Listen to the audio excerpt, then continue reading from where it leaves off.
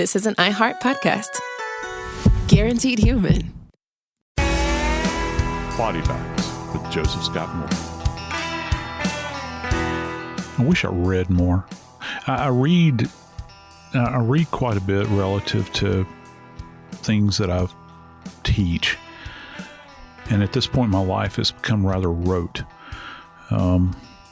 Because, the text generally say the same things over and over again. I've got a lot of it kind of buried in my brain. It's amazing how it pops out every now and then. I get recall all of a sudden saying, where did that thought come from? I used to like to read for pleasure. And I think like a lot of people, one of my favorite books, particularly as a little boy, was the Count of Monte Cristo. I loved that book, Alexander Dumas. And of course, it was about a guy that was wrongfully accused and just sent into a torturous hell. He was able to push through and eventually escape and, of course, exact his revenge on those that had unjustly jailed him. I'm going to talk today, though, about a case that comes from a location not too far away from where I am right now here in Alabama. A case that I believe, in my opinion, has not gotten the national attention that it deserves. I hope that that's going to change, because the tale I'm about to tell you is so horrific that you're going to lose, I can almost guarantee it, another bit of faith in mankind.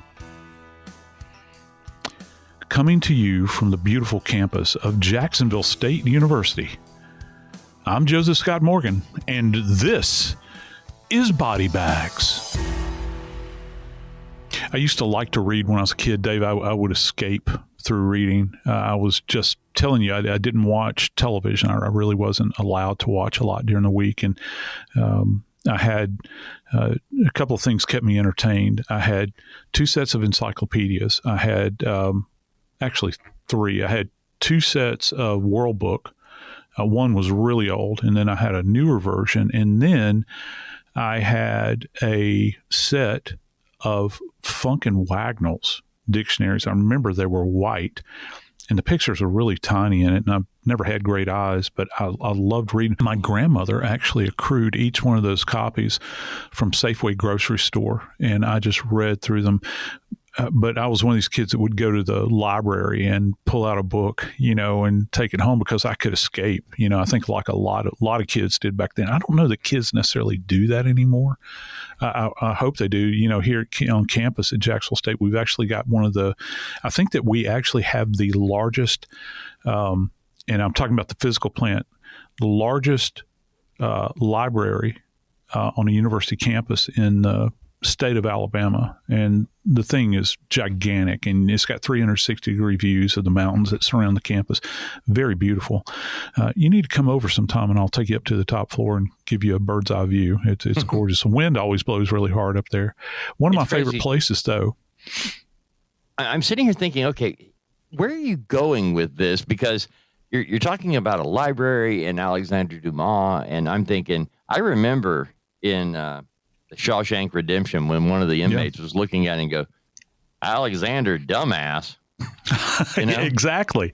And and he looks at it and says, you're going to like that. That's about a prison break. How appropriate. Andy told him that. Yeah, I love that line. Yeah. But in this particular show today, we're going to talk about a guy named Tony Mitchel, who actually was deprived of the basic necessities of life while he was in jail.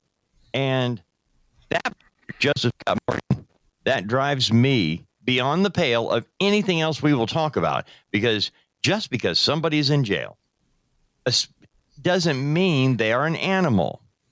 And in his particular case, he was treated worse than a rabbit. They would, if he had had yellow hair, they would have shot him and said it was Old Yeller. They would have said he was that. It's that bad of a story, and it only gets worse the more I read about it, the more I see about it, the more I think about it, and it's like, I just cannot for the life of me understand, Joseph Scott Morgan, how in this day and age where we spend time, so much of time, especially on college campuses, talking about how we have to respect everybody, even if they identify as a poodle dog clown, that you have to treat them with dignity and everything else. But we get a guy over here who's having a mental health crisis, and instead of treating the mental health crisis, we treat him at a level that if we treated a dog like Tony Mitchell was treated, we would go to jail.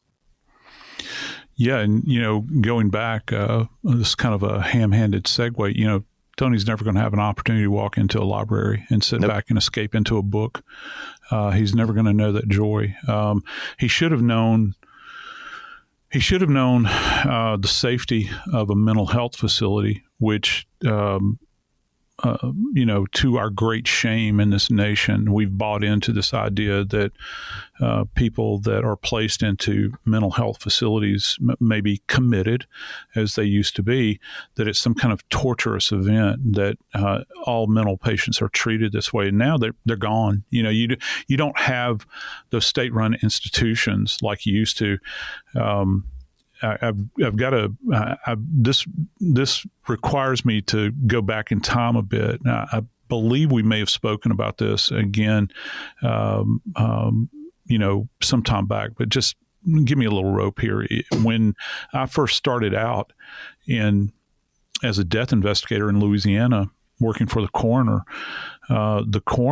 actually had deputy coroners. All the coroners in Louisiana are physicians, by the way. They have deputy coroners there, and they actually have on staff deputy coroners that are psychiatrists. And the coroner in Louisiana is actually responsible for the committal of mental patients. And so as an investigator, you'd go out and you'd write what was referred to as an OPC, as an order of protective custody. And family could come in, and generally the line is, and this plays into the story, is that this individual is a danger to themselves and others. And you could get a temporary OPC, which I think was like a 24-hour hold.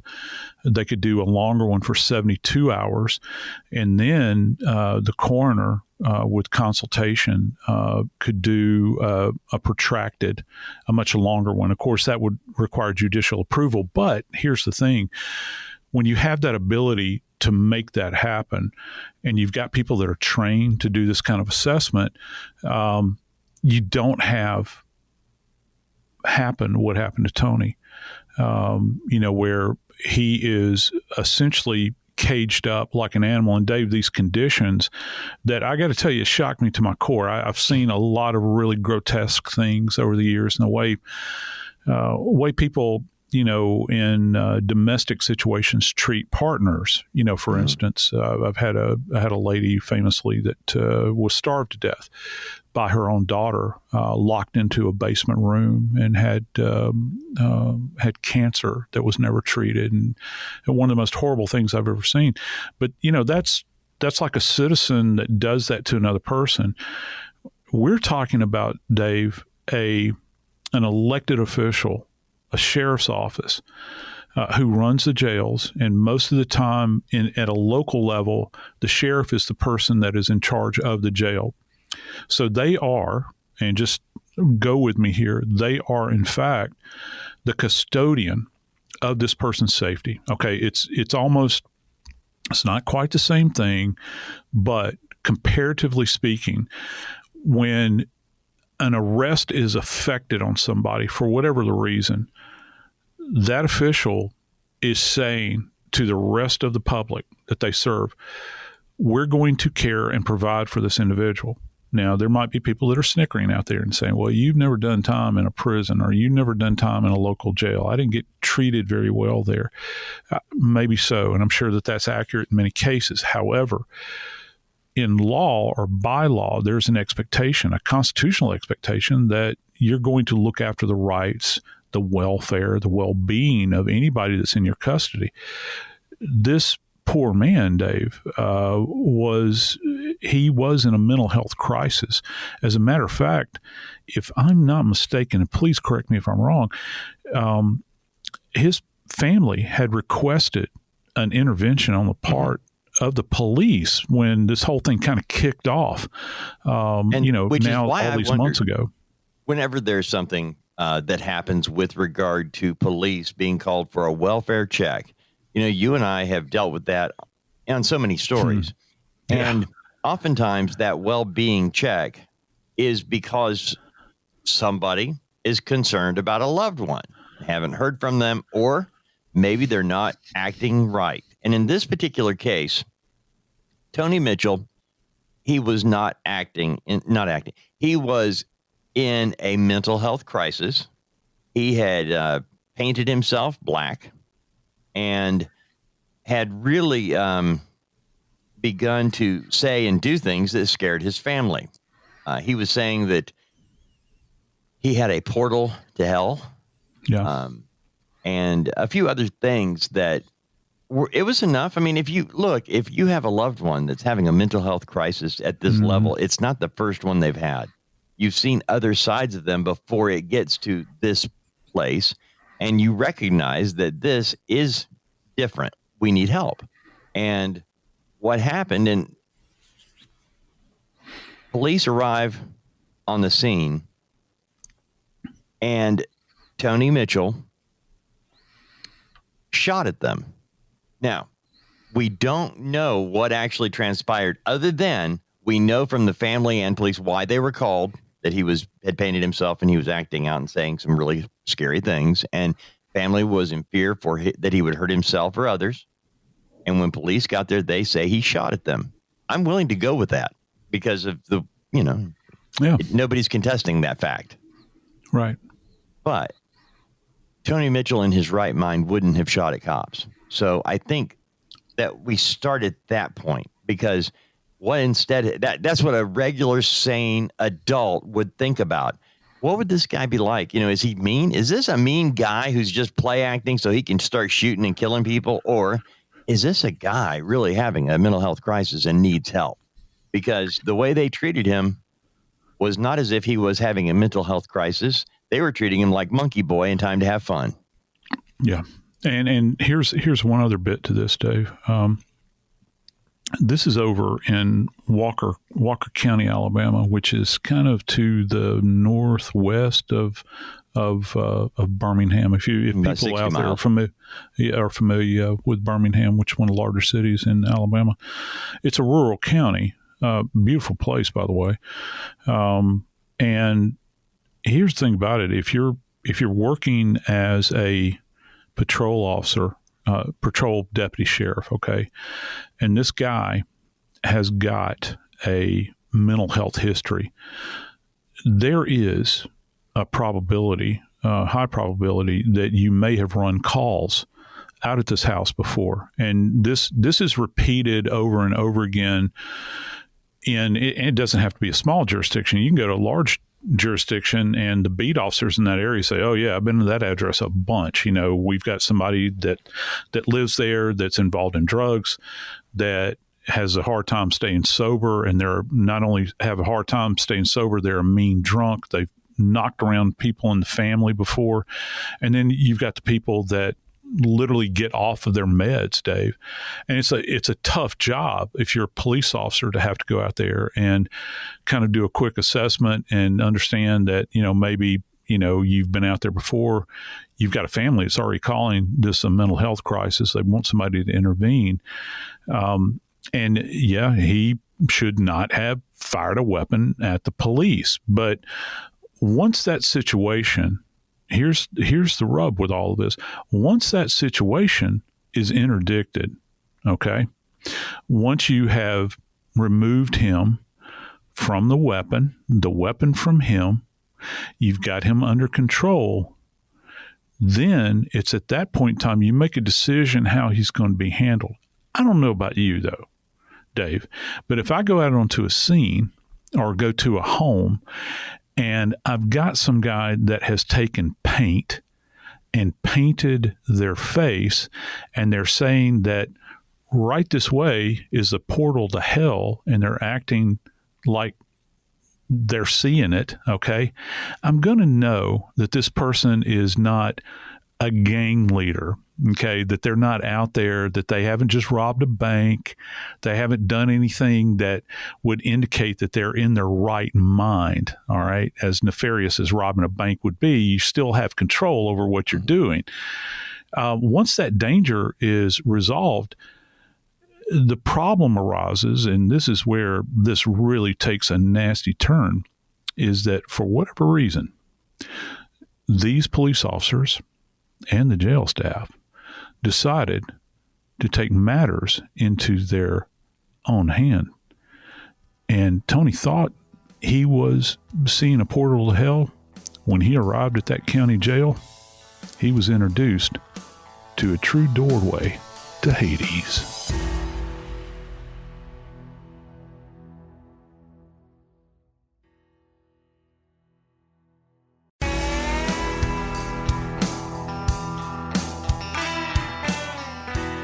Brother Dave, I don't know if you remember this case. This is a case from 2022, and this happened in Atlanta, in Fulton County, Georgia, at the Fulton County Jail, otherwise known infamously as the Rice Street Jail. I've had to go there many times to work cases when I was with the ME's office, and it is, to say the very minimum here, it ain't a place that you want to go and hang out, all right? It's bad. But this case involved a gentleman named LaShawn Thompson.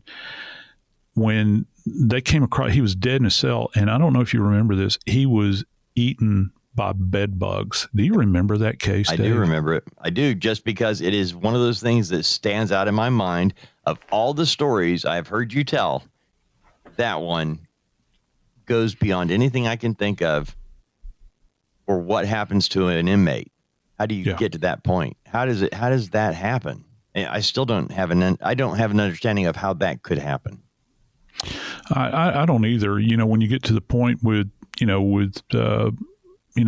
Thompson's case, that is neglect that you can't even begin to imagine. And that, Dave, that's not some rural location. We're talking about, this is the primary lockup at a state level in a county. All right. Like if you're going to go and you're going to be sent to city jail in Atlanta or any of the other municipalities there in Fulton County, many times they're sent to the Rice Street jail to be held. So you're thinking that the corrections officers that are there are going to be top flight. They're going to be well trained. They're going to know what to do. They have to manage a huge population.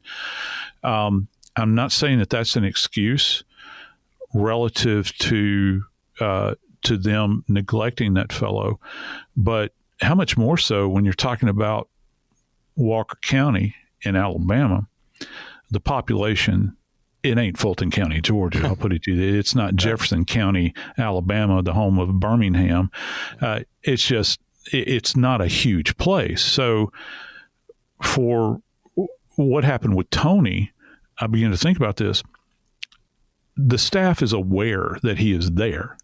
It's not like there's, we forgot about him. Because, that was actually one of the things with Mr. Thompson's case that was so striking, is that they said, you kind of got lost in the shuffle. Right. Wow. And I got to tell you, I urge anybody. Yeah, I gotta urge anybody that hasn't seen the images from LaShawn Thompson's case, I beg you to go check them out. And it is some of the most disgusting thing. It's one of the most disgusting things you're ever going to see, that a fellow human being subjected to that. And Dave, I gotta tell you, Tony's case, in a much shorter period of time, rivals Thompson's case, at least in my mind. Well, the sad reality here is that his family called to get help. They couldn't deal with him. He was a danger to himself and others, and they called for help. And what they got in return was, again, Tony acting out. But police were able to get him under control enough that nobody else was shot. He allegedly shot at them. I'm going to say allegedly because, it's not like he pulled the gun and he just kept shooting and they overcame him. They were able to get him in custody and take him to jail. My question is, why was he not evaluated at the jail where they could determine this guy doesn't need to be in jail? He needs to be in a mental health facility as soon as we can get him past whatever's going on now, but we need a doctor in here right away. I mean, I don't know what you use to get somebody to calm down in an agitated state, but I know we have medication for these things, just like we have antibiotics to treat the, different cold things that come up. But in this particular case, he was taken to jail for a mental health crisis, Joe. Right. And, here's the real horror show here, Dave, is that it's not like you got a couple of guys in tan shirts and brown pants with badges on their chest that are corrections officers that are there all by their lonesome. You got medical staff as well. Contract. And medical staff, they, in fact, should be checking these guys on a daily basis. And if he's in there, if he's in the jail, that's the first stop that you're going to make when you arrive. And if you've got a subject that's in a highly agitated state, you're right, there's any number of meds that could be applied. First off, one of the things that you want to do is ascertain what kind of mental history does he have. And also, was he currently on medication? Was he being seen by a therapist or a psychiatrist? Big difference here, okay? And did he have meds that were available to him? And how long has it been since he's taken them? So you have to gather that information very, very quickly and have that at your fingertips. And then turn that over to the medical staff, because the staff at the jail is not equipped to be able to assess what, his status is physically and how he's reacting mentally and all these sorts of things. Because, somebody that's trained in medicine and mental health, you can say, okay, this is what this guy needs. All right. We need to give him a bolus of drugs, like push some Ativan, which Ativan is going to kind of calm him down. That's just for starters, just to get him calmed down, manageable. It'll put him in more of a controllable state. Heart rate's going to decrease to a healthy level. I'm not saying that he wouldn't still be hallucinating, because there's something deeper going on here than that, but just to get him under control. But Dave, that's not what they did with Tony. That's not what they did.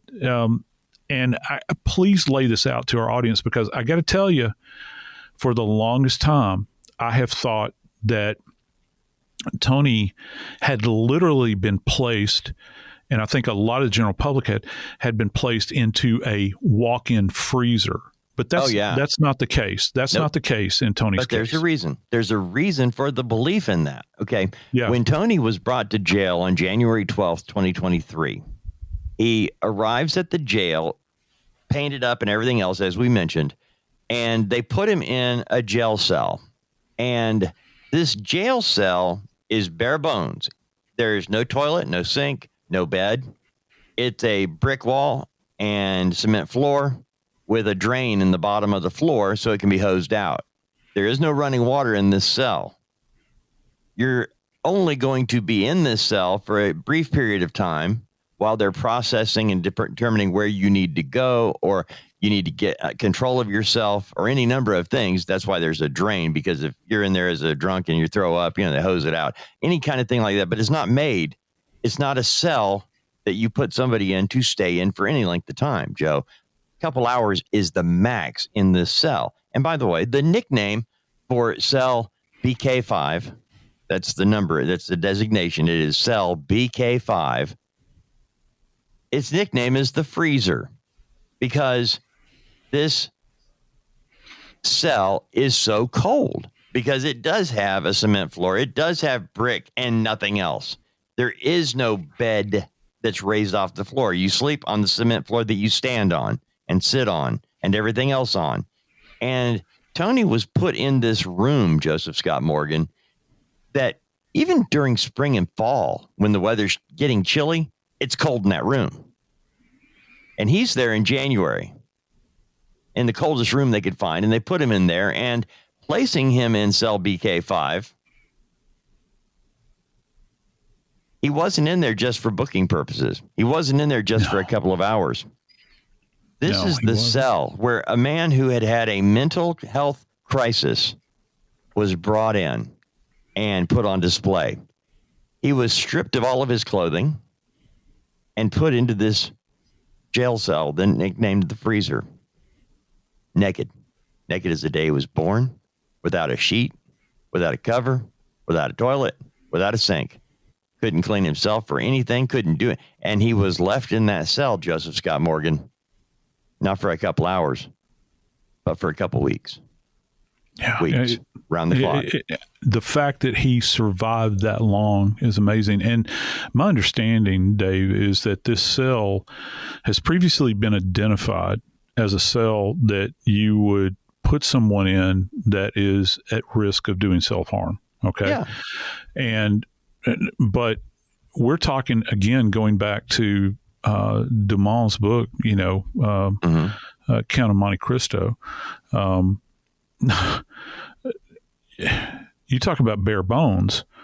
Even the Count had someplace to sleep. Yeah. We're talking about an environment that is so diminished and so absent of any kind of comfort whatsoever.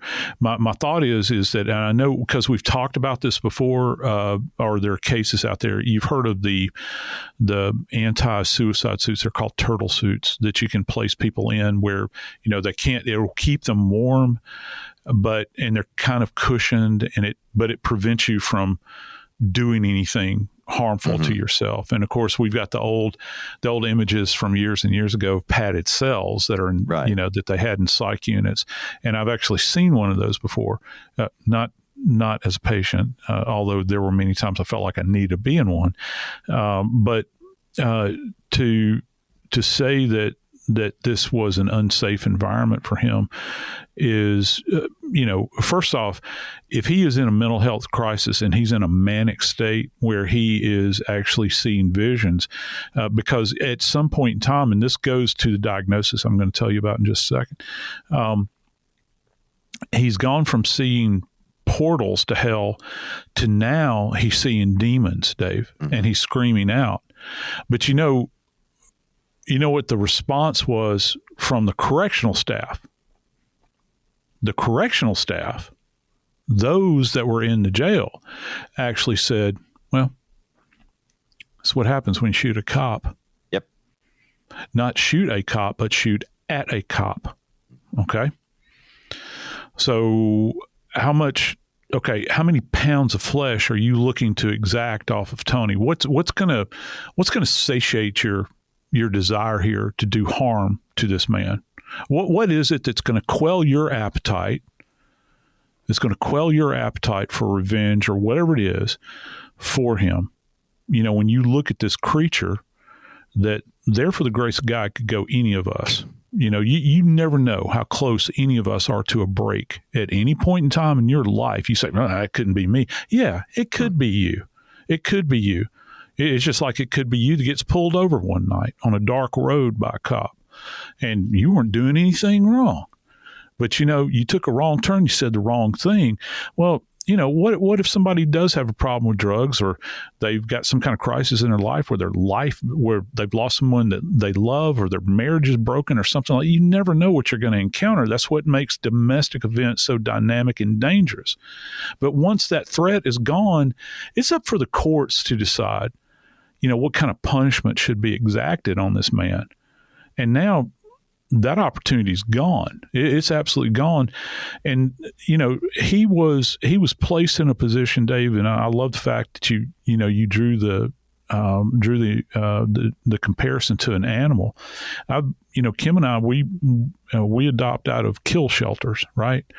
I've been into shelters, Dave, where animals are treated fairly well. They're given a warm place to stay. They're not in the elements. They're fed regularly.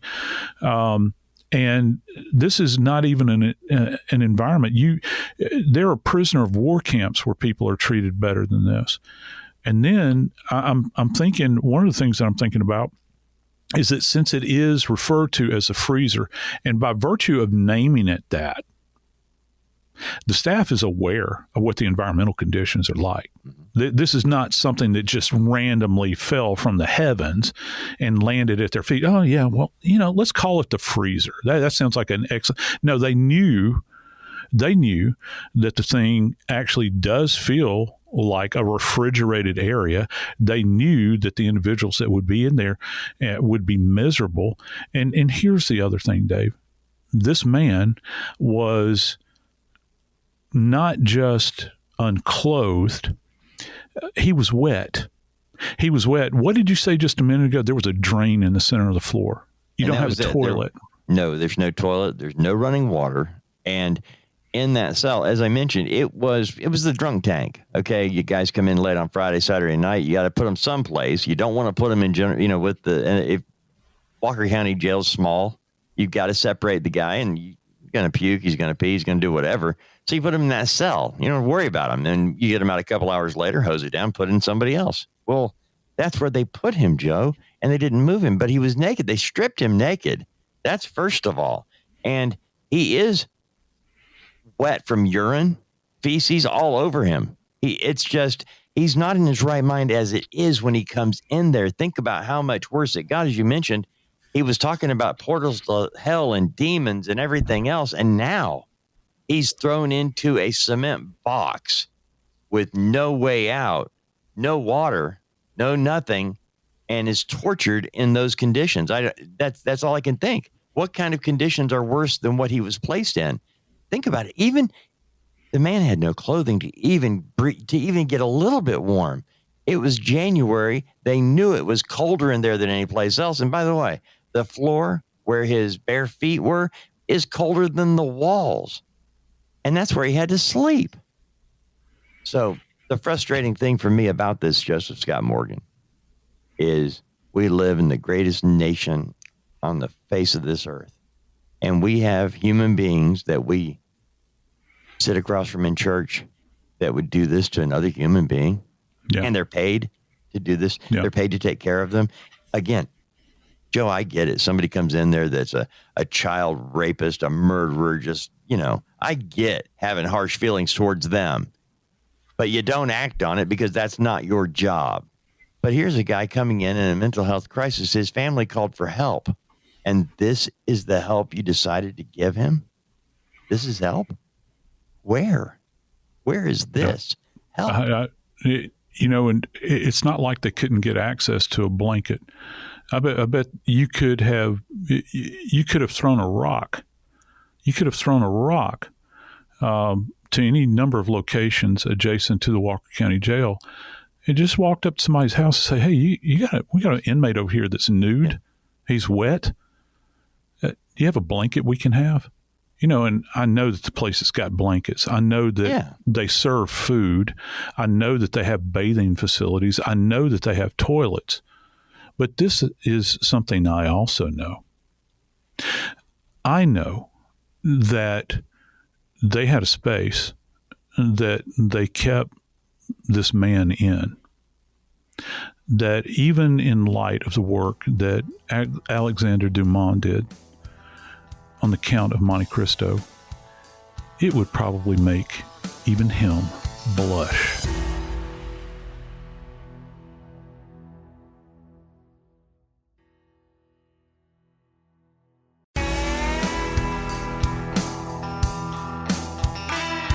We talk a lot about, in forensics, particularly in my field, in medical legal death investigation, we talk about manner of death. We talk about cause of death. We talk about mechanism of death. But, there is a very specific cause of death in Tony's case that is arguably one of the most horrific things that I think that any of us could be subjected to.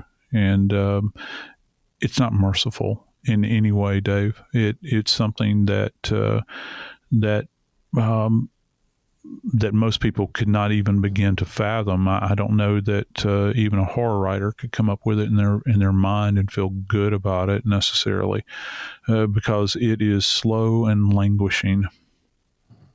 I was camping one time with my brother in Boy Scouts, Joe, and a freak snowstorm hit in the middle of the night in early spring. We were prepared because we were Boy Scouts, but we were not prepared for the temperature to drop as dramatically as it did and stay dramatically low. And I got sick.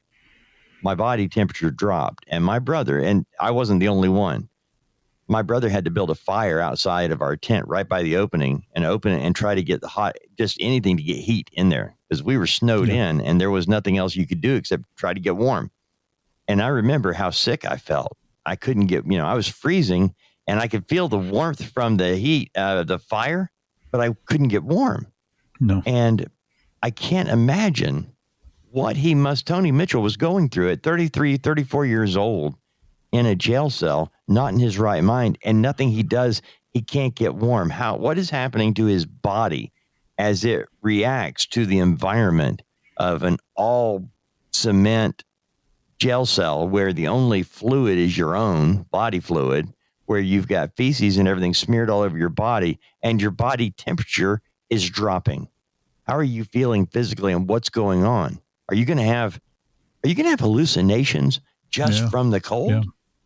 Do you remember and thanks for telling that story about your brother, you guys in the snowstorm, because I bet you right now I can I don't know, recreate a memory in your brain. That sounds like it was very traumatic at that moment in time. What's worse is he got sick taking care of me. And I then got healthy enough and had to turn around and help him. We had 3 days like that back in the 70s before cell phones, before you had ways of, and so none of our families knew they didn't know what had happened to us. We went out on a Boy Scout overnight camp out, and 3 days later, we finally showed back up. News crews were there. It was crazy. So, yeah. Do you remember shivering? Oh, buddy. I remember I thought my teeth were going to break. Yeah. I can't say that I've I think my brother told me to bite on a piece of wood. Because they were chattering so loud. Something a brother would do. Yeah, I think he did. But you remember that. I'm sure that everybody in the sound of my voice can think back to a moment in time when you have been cold.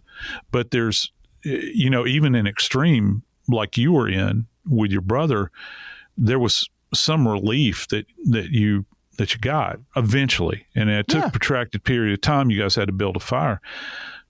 Tony didn't have that advantage. There wasn't even furniture to break up, let alone matches. All right, that he could have started anything with just to warm himself for a moment. There was no layering that could have occurred. You couldn't have thrown on. And I submit to you, Dave, that even if he had multiple layers, by the time it got to the terminal event with him, even if he had layers of blankets, I don't know that he could have gotten his body temperature up enough. But that shivering is a reaction that occurs within your brain. There's a tiny little area in your brain that's referred to as the hypothalamus, and the hypothalamus actually controls body temp. And there are a lot of these stories, some of them are anecdotal, but there are these stories that are out there where people's bodies will hit these super high temps and they survive them. They float around. Those stories arise every now in the news, and they'll attribute that to some problem with the hypothalamus. But the hypothalamus itself actually controls your body temperature, all right? And it sends out signals. And one of the first indications you get when you're talking about hypothermia, and we're not talking about hyper, which means overheating, is the shivering that goes on. It's your body's way to kind of generate heat. You're kind of shaking there, and it's miserable. You're already miserable, and you can't control your shaking. The body is trying to help you survive, right? It wants to eventually warm up, but it's just doing its part at that point in time. Dave, when we look at this timeline that Tony was subjected to, how long had he been shivering? I mean, just think about that just for a moment. Just think about it. If you live in a location where it's cold outside and you are deprived of any kind of cover, for instance, but yet you can go back inside, just imagine what it would be like to be frozen, not literally, but to be in that moment where there's no door you can knock on. There's no window you can crawl out of. You can't even seep underneath the door, the bottom of the door to get out, to get help. There's nowhere to get relief.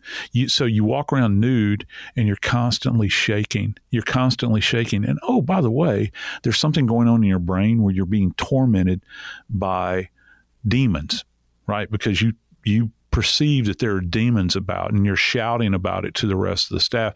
Oh, and the only thing that they say to you, this is what happens when you shoot a cop.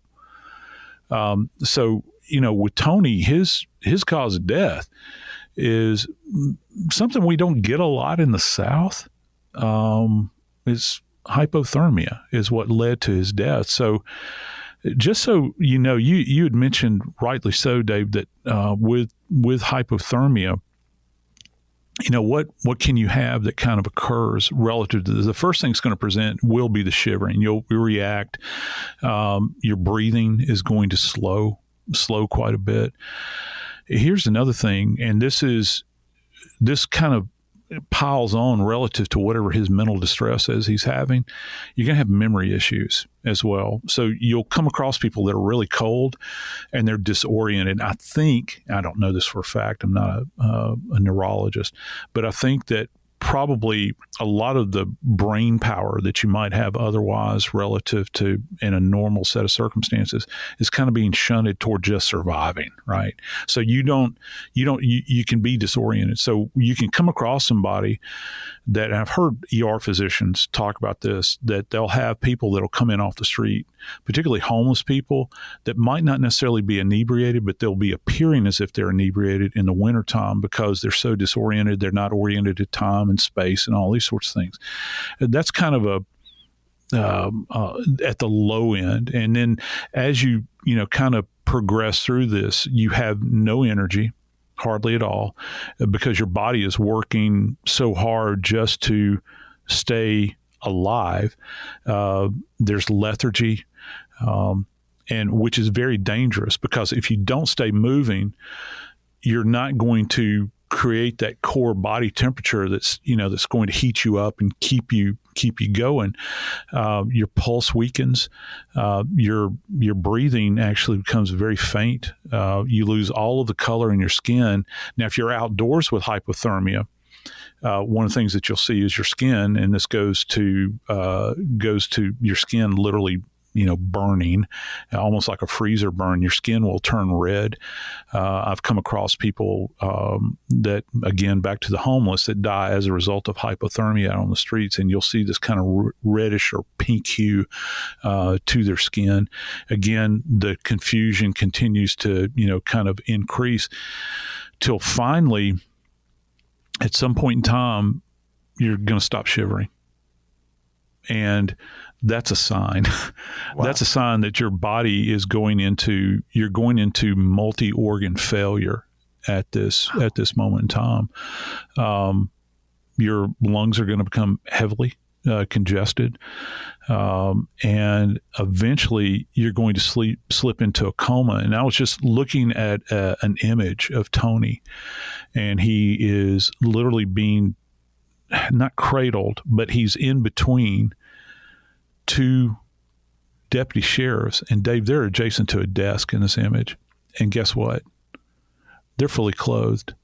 They have their uniforms on. Their hair is all neat, Yep. Mustaches are trimmed, their beards are trimmed. You can see it. They look sharp. They look squared away. But old Tony, he's laying there on the floor, Dave. He's laying there on the floor, naked as a jaybird, filthy. His hair is unkempt.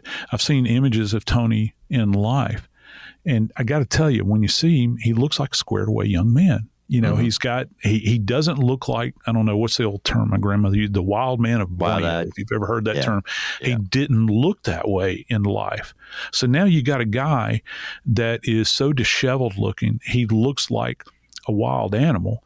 And I got to tell you, I submit to you that because he was treated like a wild animal, that's probably the reason he looked that way. He's unbathed. He's unclothed. Yeah. He looks thin as a rail.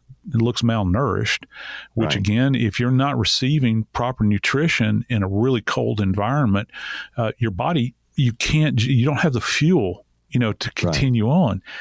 And it is, I look at this and I think, well, my Lord, it would have been more merciful if his life had ended suddenly, like on that night. This goes over into the area now where this is a protracted torture.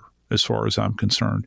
And particularly when you've got multiple eyes on this thing that That's are what I was gonna watching ask this you, happen Joe. before their eyes. Yeah.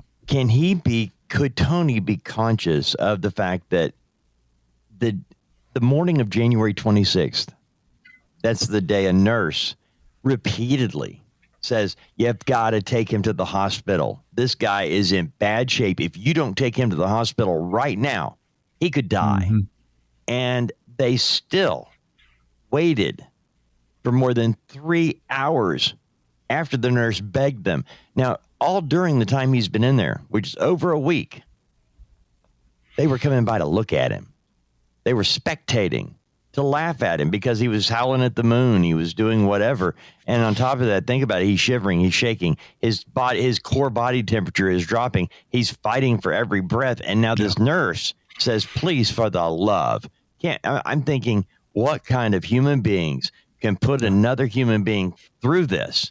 And still, when a nurse is begging you, make him wait 3 hours. And by the time they finally did, they threw him in. They didn't call an ambulance, Joe.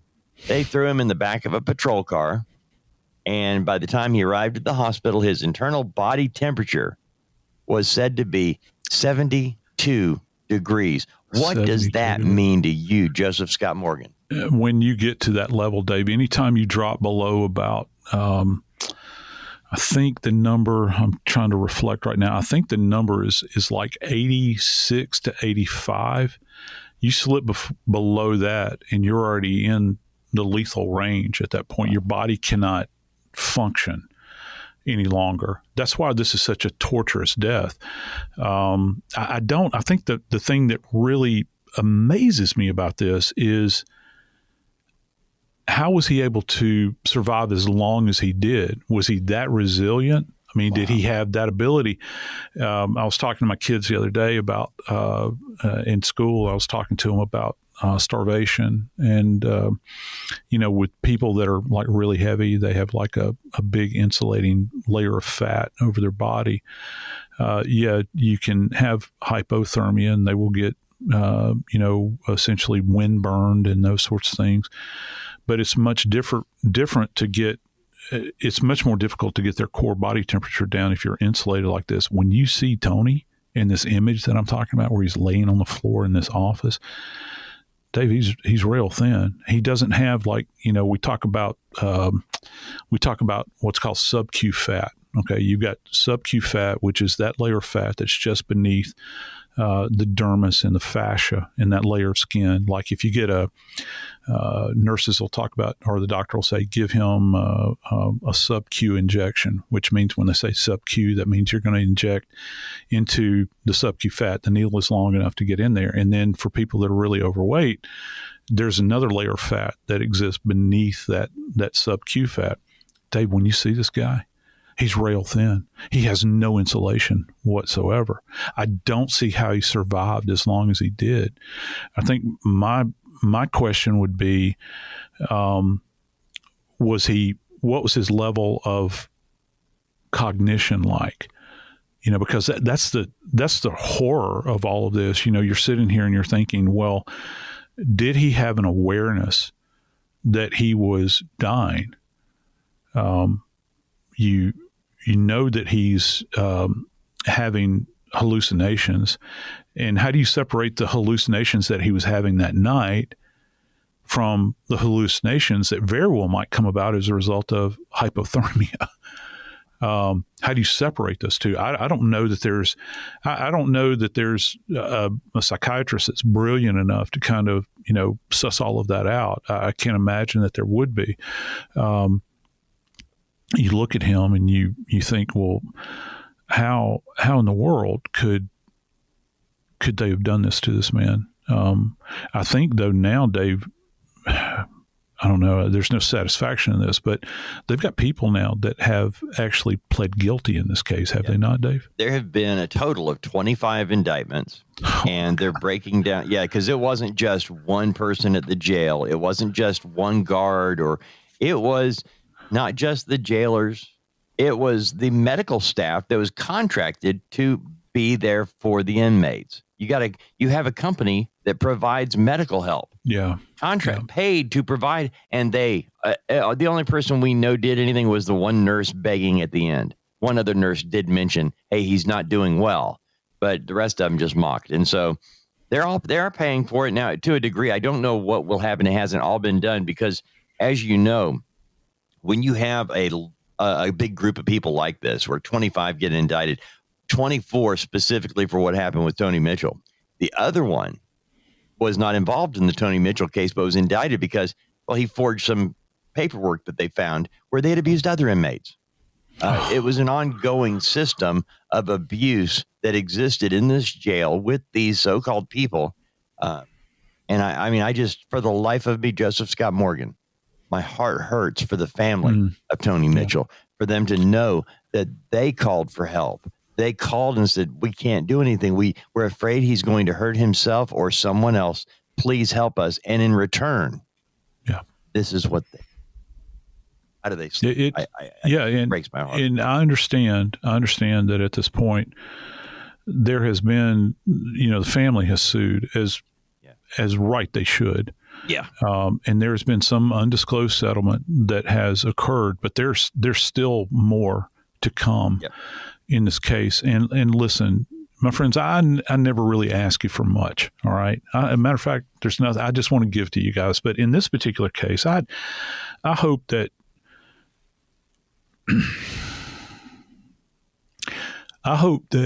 if you're able to show mercy to one person in your life, I'm begging you to please take that opportunity. Take that opportunity to show mercy to people that are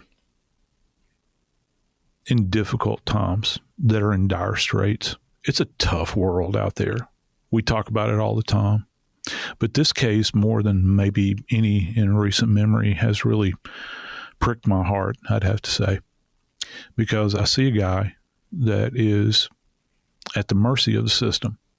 He had no recourse whatsoever.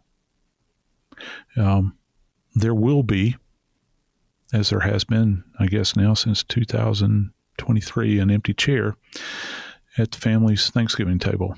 That's right around the corner. Remember Tony, please. Keep him in mind. Keep his family in your prayers. And tell his story to other people, because Tony's death, I think, needs to mean something. There are other cases that are out there. I know that there are, where people are being treated poorly, badly, inhumanely. We've got animal shelters out there that treat animals better than Tony was treated. I'm begging you, do a little self-examination. I know I have. And think about this. Extend some mercy.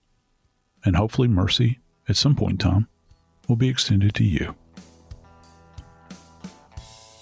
I'm Joseph Scott Morgan, and this is Body Bags.